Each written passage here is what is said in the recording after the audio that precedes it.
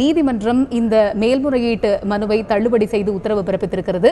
இது தொடர்பாக பல்வேறு கருத்துக்களை நம்முடன் பகிர்ந்து கொள்வதற்காக இணைகிறார் டாக்டர் ரவீந்திரன், சமூக சமத்துவத்திற்கான மருத்துவர் சங்க தலைவர். டாக்டர் ரவீந்திரன், இணைப்பில் வந்தமைக்கு மிக்க நன்றி.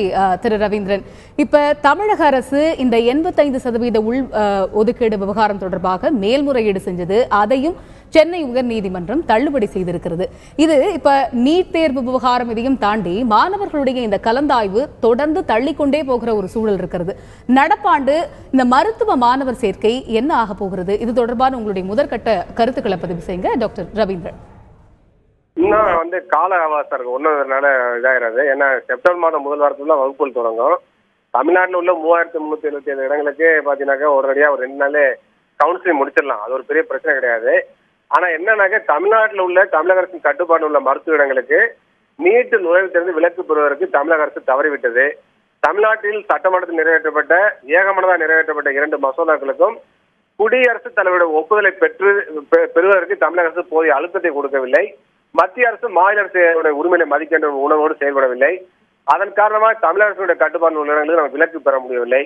இந்த தோல்வியை திசைபுன்ற நோக்கத்தோடு தான் தமிழக அரசு பாத்தீங்கன்னா இந்த தமிழ்நாடு அரசு மத்திய அரசு வழங்கக்கூடிய அந்த 15 விழுக்காடு இடங்கள் போக மீதி உள்ள 85 விழுக்காடு இடங்கள்ல 85 விழுக்காடு ஸ்டேட் போர்ட் ஸ்டூடெண்ட்ஸுக்கும் 15 விழுக்காடு சிபிஎஸ்இ ஸ்டூடெண்ட்ஸுக்கும் ஒதுக்கீடு செய்யணும்னு சொல்லி ஒரு இடஒதுக்கீடு ஆணையை கொண்டு வந்தாங்க. அந்த இடஒதுக்கீடு ஆணையை கூட கேபினெட்லயே வைக்கல, சட்டமன்றத்துல வைக்கல, அவங்களா ஒரு ஜீவோ மாதிரி போட்டாங்க. அது செல்லாது ஏற்கனவே உயர்நீதிமன்றம் சொல்லிச்சு. இப்ப இதை உறுதிப்படுத்திருக்கிறாங்க. அப்ப இந்திய அரசியல் சட்டப்படியே இந்த சிலபஸ்ல படிச்சாரு அந்த போர்டுல படிச்சாங்க இடஒதுக்கீடு கொடுக்க முடியாது. சமூக ரீதியா கல்வி ரீதியா பின்னிக்கவே இடஒதுக்கீடு கொடுக்க முடிய போலிய ஸ்டேட் போர்டுல படிச்சா சென்ட்ரல் போர்டுல படிச்சா இடஒதுக்கீடு கொடுக்க முடியாது. ஏற்கனவே சென்ற ஆண்டு குஜராத் இந்த மாதிரி இடஒதுக்கீடு கொண்டு வந்து அது செல்லான்னு சொல்லி குஜராத் உயர்நீதிமன்றம் சொல்லிவிட்டது. எனவே இது எல்லாவற்றையும் தெரிந்து உணர்வோட தமிழக அரசு இந்த மாதிரி ஒரு இடஒதுக்கீடு கொண்டு வந்தது என்பது நம்மளெல்லாம் ஏமாற்றக்கூடிய இதாக தான் நான் பாக்குறேன். ஆனா இந்த பிரச்சனை நிரந்தர தீர்வுனாக உடனடியாக தமிழக அரசு மத்திய அரசை அணுகி தமிழக சட்டமன்றம் நிறைவேற்றப்பட்ட இந்த 2 மசோதாக்களுக்கும் குடியரசுத் தலைவருடைய ஒப்புதலை பெறுவதுதான் நிரந்தர தீர்வா இருக்கும் தான் என்னுடைய கருத்து. இப்ப நீங்க சொல்லிருந்தீங்க செப்டம்பர் மாதம் முதல் வாரம் தான் இந்த மருத்துவ கலந்தாய்வு. சோ ஒரு பெரிய ஒரு கஷ்டமான ஒரு சூழ்நிலை இப்பயும் இல்ல, இப்பயும் நம்ம இதுக்கு விரைந்து ஒரு தீர்வு காண முடியும் அப்படிங்கிற ஒரு கருத்தை முன் வச்சிருந்தீங்க. இதே மாதிரியே மத்திய அரசிற்கு தொடர்ந்து அழுத்தம் கொடுத்து இந்த விவகாரத்தில் உரிய நடவடிக்கை எடுக்கணும் அப்படின்னு சொல்லிருந்தீங்க. மத்திய அரசிற்கு அழுத்தம் கொடுப்பது ஒரு பக்கம் இருந்தாலுமே சட்ட சிக்கல்களை நிவர்த்தி செய்வதற்கு தமிழக அரசு என்ன மாதிரியான நடவடிக்கைகளை எடுக்கணும்னு உங்களுடைய கோரிக்கையாக இருக்கிறது? ஏற்கனவே என்னன்னா கிட்டத்தட்ட 5 மாதங்களுக்கு மேல ஆயிடுச்சு தமிழகத்துல அந்த சட்டமன்றத்துல மசோதா நிறைவேற்றி அந்த மசோதாக்களுக்கு குடியரசுடைய ஒப்புதலை மத்திய அரசு பெற்றுக் கொடுக்க வேண்டும் சொன்னால் ஏற்கனவே மத்திய அரசை வலியுறுத்தி தமிழக அரசு வழக்கே தொடர்ந்திருக்கணும். குடியரசுடைய ஒப்புதலை பெற்றுக் கொடுக்கணும்னு சொல்லி ஏன்னு சொன்னால் மாநில அரசுல உரிமை இருக்கிறது.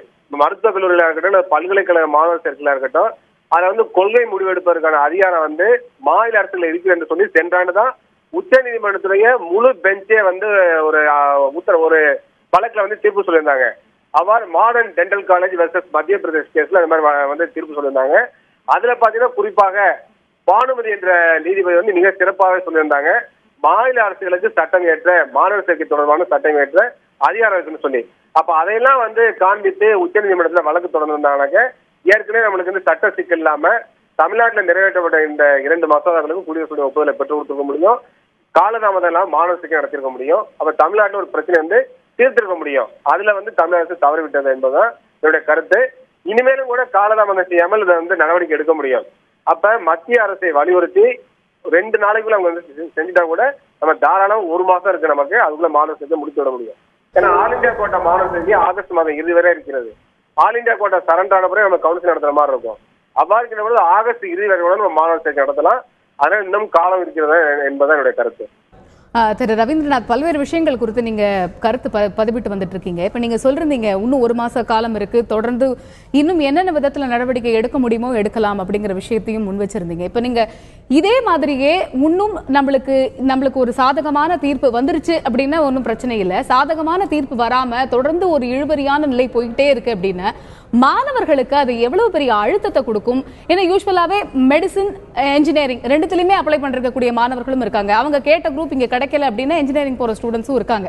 அப்படிப்பட்ட சூழ்நிலையில மாணவர்களுக்கு இந்த விவகாரங்கள் தொடர்ந்து தள்ளி போயிட்டே இருக்கிறது எவ்வளவு பெரிய மன அழுத்தத்தை கொடுக்கும்?